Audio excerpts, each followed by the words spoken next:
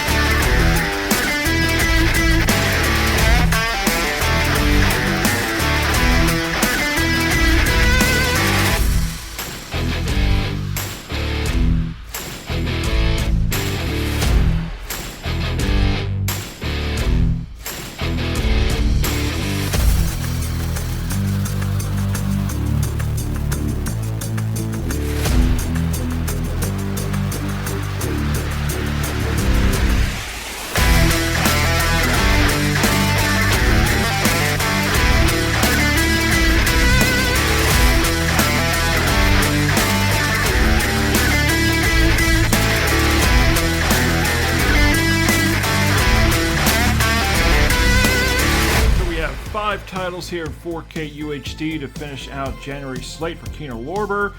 First of all, I'm very happy that I knew this was going to come out in 4K with April Fool's Day, but I thought Shout Factory was going to release it because they released the previous Blu-ray. So I was a little surprised that Kino Lorber ended up getting this one, and I'm so happy they did. I do wish that they also had the Blu-ray remastered from the 4K instead of Blu-rays dedicated to the special features, but look at the healthy stack of special features. And then one big disappointment that a lot of us had was the announcement of Reindeer Games. Because the director's cut, which is the preferred version, and the superior cut is not in 4K. Instead, it's just the same Blu-ray that was released a few years ago from Paramount. So that's a little disappointing because the director's cut is the version. That's the preferred version. That is the much better version. And look at this. Look at what the studio butchered the 2 hour and 5 minute director's cut down to an hour and 44. The director's cut is much more nuanced. There's more plot to it, more character development. It's just an overall much better film. But still, I'm happy that we got this on 4K, even though it is a theatrical cut. And I'm happy that they did include the director's cut because I don't actually own it on Blu-ray. So I'm happy that they did release both cuts. I just really wish that the director's cut was in 4K. Then we have Sea of Love. I mean, come on. Al Pacino, Ellen Barkin, John Goodman. This was a favorite of mine back in, I think it was in 88 or 89. Yeah, 89. I remember seeing this. I was 11 years old back in 89, and I saw this, and maybe I was a little too young to see it. I haven't seen it since.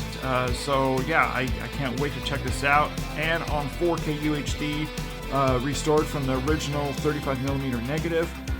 Yeah, this is definitely one that I'm very, very happy and also surprised that it got a 4K release. So yeah, Kino Lorber is absolutely killing it with these releases.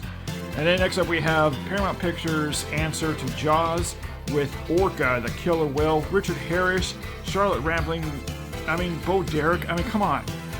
Stacked cast. And this is one I haven't seen since I was a kid. So I cannot wait to rewatch this in 4K, and it was restored from the original 35mm negative, and some nice special features in there as well. Audio commentary from Film Historian, two commentaries from Film Historians, so I can't wait to check out those audio commentaries. And then we have one of my favorite directors, Bob Clark, with Murder by Decree, Christopher Plummer, Donald Sutherland. It is a tale of Sherlock Holmes, and it is extremely well done. I've always loved this Sherlock Holmes, this take on Sherlock Holmes. It did get an SDR, not HDR, and the restoration was from Studio Canal, taken from the original 35mm negative.